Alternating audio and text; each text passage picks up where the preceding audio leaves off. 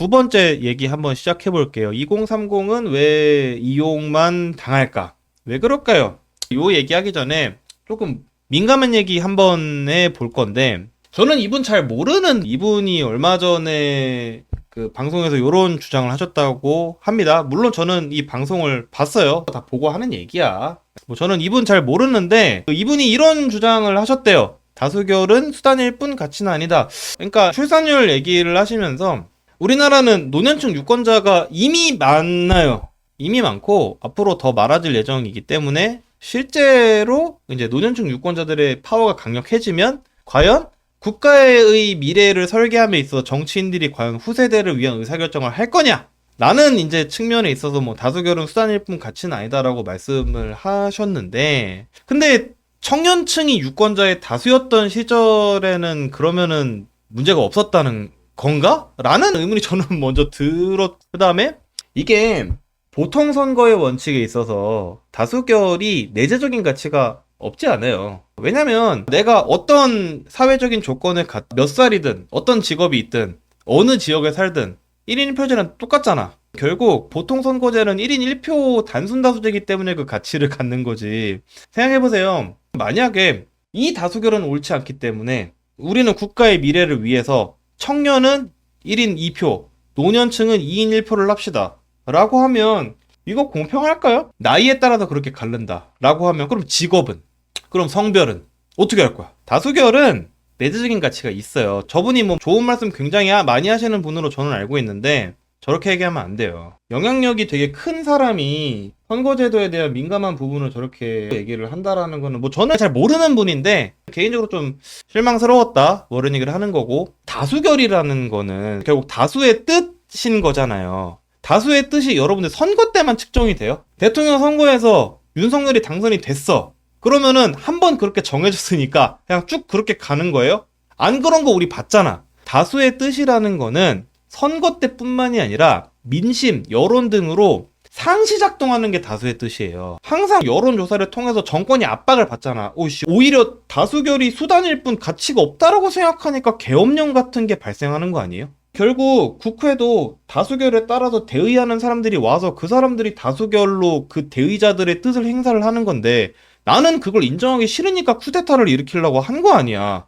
어차피 다수결은 그냥 수단이잖아. 내가 다른 수단으로 군인들을 파견해 니들을 때려잡으면 안 돼?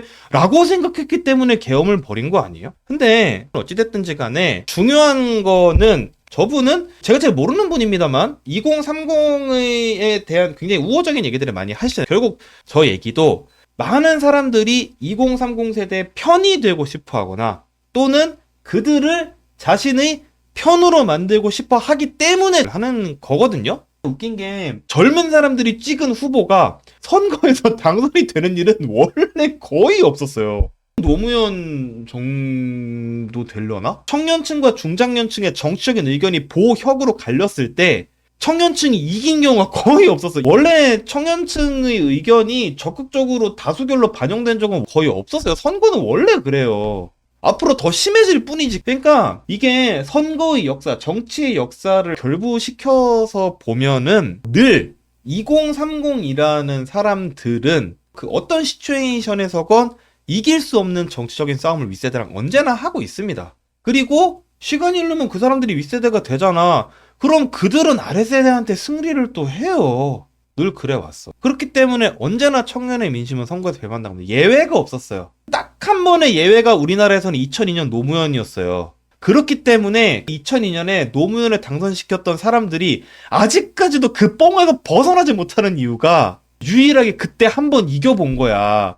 그래서 그때 노무현을 당선을 시켰던 그 선배들이 그 뽕에서 20년 동안 못 벗어나고 아직도 지금 2030들한테 지랄을 하는 거야. 아무튼 중요한 거는 선거 때만 되면 2030은 불려 나오죠. 마음을 훔쳐라, 뭐 표심 잡아라, 호감도 높여라. 뭘 자꾸 하래. 구글에서 6070 마음을 훔쳐라 이렇게 검색하잖아요? 아무 기사도 안 나와. 아무 기사도. 저런 뉴스가 나온다라는 것 자체가 사실 청년 세대라는 게 그 숫자와 상관없이 정치권에서는 국가의 미래로 대접을 받기 때문에 특별 대우를 받는 것도 있는 거예요. 그리고 청년들의 숫자가 적다라고 해도 사실 여러분들 윤석열 씨가 당선이 됐던 2020년 대선 생각해보세요. 20대, 30대 1%만 마음을 돌렸어도 지금 이재명이 대통령이었어요. 숫자가 많고 고정 지지층이 되어 있는 사람들보다 이렇게 저렇게 마음 왔다 갔다 하면서 스윙보터인 사람들이 훨씬 더 중요한 거예요. 그래야 오히려 2030에 대한 신경을 더 많이 쓰지. 근데 여러분들 스윙보터의 가치는 왜 높은 줄 알아요? 다수결의 원칙이 작동을 하기 때문에 스윙보터의 가치가 높은 거야. 다수결의 원칙이 내재적인 가치를 지니지 못하고 소수가 엘리트주의로 지배를 할 것 같으면 스윙보터가 왜 필요해? 내가 자꾸 알지도 못하는 사람 말을 까서 여러분들 죄송한데 그 말을 맞다고 하는 사람들은 자기 표의 가치가 얼마인지도 모르는 사람인 거예요. 이건 그냥 제 의견이에요. 다수결의 가치가 곧 스윙보터의 가치랑 직결됩니다. 스윙보터는 다수결이기 때문에 의미가 있는 거예요. 왜 2030 마음 훔치려고 하겠어? 가치가 높으니까 훔치려고 하는 거 아니야. 봐봐요. 지금 우리나라 20대, 30대 다 합해서 25.7%밖에 안 돼요. 40, 50대를 합치면 32%고요. 여기에 지금 60대가 들어가잖아요. 그러면 거의 절반이 돼요. 우리나라 인구의. 약 절반 정도가 됩니다. 밑에 우리나라의 진짜 미래는 이제 15%밖에 안 돼. 큰일 났어요. 어떻게 할 거야? 요거 다 합해서 40%거든요. 0세부터 30대 때까지 다 합해서 우리나라의 40%인데 40대부터 60대까지 합하면은 대충 한 47% 정도 돼요. 실제로 이미 숫자상으로는 중요하지가 않은 집단이야. 근데 선거 때만 되면 끌려 나오지. 가치가 있기 때문에 이렇게 하는 거예요. 그러면 왜 돈이 있고 권력이 있는 사람들은 왜 2030을 갖고 싶어 할까? 기본적으로 젊은이들의 취향은 까다롭습니다. 마음을 잘 열지 않아요. 그리고 지갑이 되게 얇아. 근데 그렇기 때문에 한 번 이 집단의 신뢰를 획득하면 그 가치는 굉장히 큰 거예요. 여러분들 잘 생각해 보세요. 청년 세력이 어떤 진영에 잘 포섭이 되진 않거든요. 근데 어떤 특정한 개인에게 포섭이 되면 그건 굉장히 오래 갑니다. 또 어떤 장점이 있냐면은 젊다라는 거는 되게 유니크한 거예요. 왜냐? 거역할 수 없는 시간의 흐름에 따라서 없어지게 되어 있잖아요. 그렇기 때문에 그 이들의 대변자의 지위를 받은 이에게도 이 유니크함은 부여가 된다라는 강점이 있습니다. 그래서 이제 2030을 갖기 위해서 애쓰는 사람들이 있고 이제 그들이 남은 그런 흔적들이 있는 거지 뭐. 20대 보수화 맞나? 20대 남성들이 우리 당을 안 찍는 건 교육의 문제래.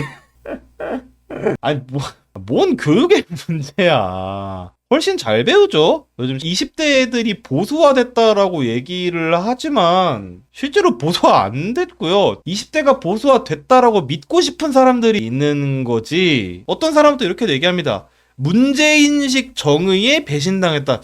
또 이거는 또 무슨 소린지 모르겠어. 어떤 대단한 정의를 내세운 적은 있나? 아무튼 나름대로 사람들은 2030 세대를 자기 나름대로 정의하려고 애를 씁니다. 왜냐? 그 데피니션 안에 들어오는 사람들을 다 자기가 갖고 싶은 거고 늘 이런 사람들에 의해서 2030은 언제나 무지성으로 한 덩어리로 묶여요. 왜냐? 묶어야 쉬우니까. 미디어를 통해서 이들을 하나로 묶어야 그걸 보는 사람들도 그래? 그런갑다 라고 생각하는 경향이 있어요. 언론도 부역을 하는 바가 어느 정도는 있지. 한쪽에서는 보수화가 됐대. 그러니까 우리 편이 될 거다 라고 보수 언론이 얘기를 해요. 한쪽에서는 일베화가 됐다고 얘기를 해. 그래서 때려잡아야 된다 라고 진보 언론이 얘기를 해. 아니 그러면은 2030은 한쪽은 다 보수화됐고 한쪽은 다 일베고 그럼 내가 평소에 만나고 다니는 사람은 누구야 그러면? 걔네는 2030이 아니야? 대한민국 사람이 아니야? 지구인이 아니야? 이런 식으로 그냥 세대 자체를 지들 마음대로 그냥 정하는 거야. 그리고 거기서 꼭 코인을 타고 싶어하는 새끼들이 있지. 근데 실제로 이 사람들은 굉장히 유동적이고 사회 구조에 따라, 그러니까 자기가 처한 사회 구조에 따라서 의견과 성향도 굉장히 복잡해요. 옛날에는 내가 속한 사회 구조랑 제가 속한 사회 구조가 그렇게 크게 다르지 않았을 수 있어요. 근데 지금 시대에는 내가 대기업 정규직이냐, 중소기업 비정규직이냐, 또는 외국계 기업이냐, 또는 공무원, 이거에 따라서 내가 직면하고 있는 현실과 사회 구조의 종류가 모두 다릅니다. 그렇기 때문에 결국 내가 맞닥뜨리고 있는 문제가 쟤랑 나랑 다 달라. 어떻게 의견이 똑같고 어떻게 성향이 쟤랑 나랑 다 똑같아. 그냥 누구는 이재명 찍고 누구는 이준석 찍고 누구는 김문수 찍을 수도 있는 거지. 그렇기 때문에 이 주제에서는 동지였던 사람이 저 주제에서는 늘 적이 될 수도 있는 거고. 근데 나처럼 이렇게 얘기하는 사람은 늘 인기가 없지. 항상 어떤 편을 딱 찍어서 그쪽 가서 빤스를 내리고, 여러분 제가 여러분들 앞에서 빤스를 내렸습니다, 5분만 보여드리겠습니다 이러고 조회수가 존나 터지고, 뭐 그런 게 이 바닥 아니겠어요? 그러면 우리 2030 세대의 사람들은 어떤 사람들인가를 우리가 좀 보자는 얘기예요. MBC에서 정치 혈액형이라는 거에 대한 설문조사를 하고 현재 24만 명 이상이 참여를 했습니다. 20대 남자를 보자는 거예요. 현재 보수화됐다라고 뭐 사람들이 얘기를 하는 20대 남자를 보자는 거예요. 도덕적 우월감에 불편함을 느낀다. 전혀 그렇지 않다와 그렇지 않다를 합하면 대충 37% 정도가 나오고요. 그렇다와 매우 그렇다를 합치면 약 35% 정도가 나옵니다. 그렇다와 매우 그렇다로 갈수록 약간 보수적인 스탠스를 취하고 있다고 우리가 볼 수 있는 건데, 약간 비등비등해요. 자, 또 하나 봅시다. 기후위기 극복을 위해 지금보다 강한 규제를 시행해야 한다. 그렇다 매우 그렇다가 45%야. 이거는 대표적인 진보 아젠다 아닌가요? 요즘 청소년들에게는 더 많은 훈육이 있어야 된다. 그렇다 매우 그렇다 60... 아니 얼마 전까지 지들도 청소년이었잖아. 나는 이게 60%가 나온 게 난 너무 웃기더라고. 자기들도 얼마 전까지 청소년이었잖아. 청소년 벗어난 지 몇 년 되지도 않은 사람들이 요즘 애들은 패야 된다는 얘기를 20대가 하는 거는 조금 웃기지 않아요? 아니 뭐 만약에 뭐 막 60대가 한다 이러면 모르겠는데, 아니 아무튼 이제 다른 것도 우리가 한번 봅시다. 차별금지법은 도입돼야 한다. 그렇다 매우 그렇다가 39% 정도 돼요. 그렇지 않다가 28% 정도 돼. 차별금지법 도입에 있어서도 20대 남성들이 제법 우리 생각보다는 좀 진보적으로 많이 치우쳐져 있어요. 보통 20대 남자는 보수적이라고 하고 20대 여자는 진보적이라고 하는 그런 통념이 있잖아요. 그 통념을 완벽하게 깰 수 있는 자료를 내가 갖고 왔어. 봐봐요. 요즘 우리 사회는 말 한마디에도 너무 민감하게 반응하는 경향이 있다. 20대 남자 그렇다 38%, 매우 그렇다 33.7%. 여자 같은 질문 그렇다 44%, 매우 그렇다 28.7%. 뭐야? 왜 대답하는 게 똑같아? 그러니까 결국 우리가 가지고 있는 일종의 통념이라는 거는 누군가에 의해서 만들어진 게 아닌가라는 생각을 저는 한다는 거예요. 그래서 이 사람들의 심리는 실제로 또 우리가 숫자를 보려고 할 때는 선거 때마다 굉장히 달라지는 걸 우리가 볼 수. 2022년 대선을 할 때 국민의힘 후보가 선출되기 전이었어. 18세에서 29세 사이에서는 홍준표가 이재명의 약 2배였어요. 윤석열은 이때 3%밖에 안 나왔어. 그래서 이때는 20대의 대세는 홍준표인 줄 알았는데 딱 2년 뒤에 총선을 하니까 민주연합 플러스 조국혁신당과 국민의미래 플러스 샘개혁신당이 또 엄대엄이야. 그러면은 이 수많은 홍준표 지지자들은 또 다 어디로 갔을까? 진영을 바꿨든 사람을 바꿨든 결국 이 사람들은 그때그때 나에게 가장 알맞은 사람들을 찾아서 굉장히 스마트하게 이동을 한단 말이죠. 그렇기 때문에 이 사람들은 어떤 사람들이다, 이 사람들은 누굴 찍는 사람들이다 라고 말하는 사람들은 다 목적이 있는 사람들입니다.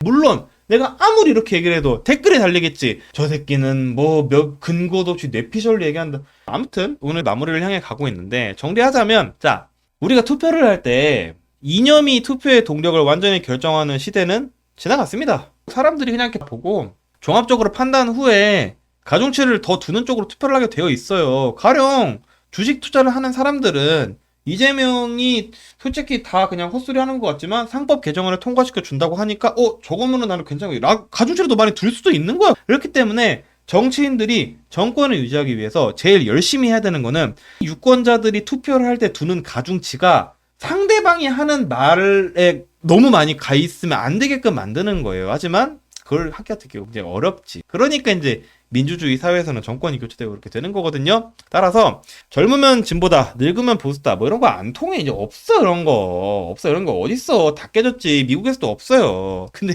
그렇다고 해서 이제 막 보수 언론 같은 데서는 그 역을 주장하지. 20대 보수화됐다. 아닙니다. 그렇게 얘기하는 사람들이 있으면 그거는 거짓말을 하는 거예요. 절대로 통계적으로 그렇게 증명이 되지 않습니다. 그렇기 때문에 결국 또 뭐 이준석에 대한 얘기를 하자면, 이준석 씨는 재능이 하나 있어요. 특정 그룹이 어떤 지점에서 버튼이 눌리는지를 잘 알아요. 그 사람들을 그래서 자기 편으로 데리고 오는데 성공을 했죠. 그래서 선거에서 한번 밀어줬다고 해서 영원히 우리 편이기, 제가 아까 전에 얘기했죠. 없어요.